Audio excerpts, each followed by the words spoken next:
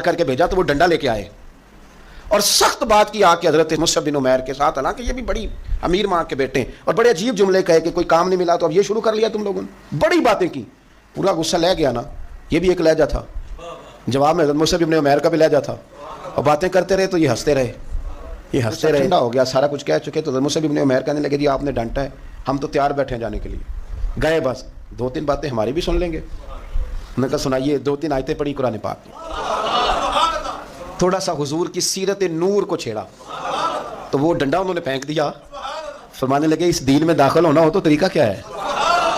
تو حضرت مصعب بن عمیر کہنے لگے آپ غسل کریں، کپڑے بدلے، آئے میں کلمہ پڑھاتا ہوں. انہوں نے غسل کیا، کپڑے بدلے، کلمہ پڑھا.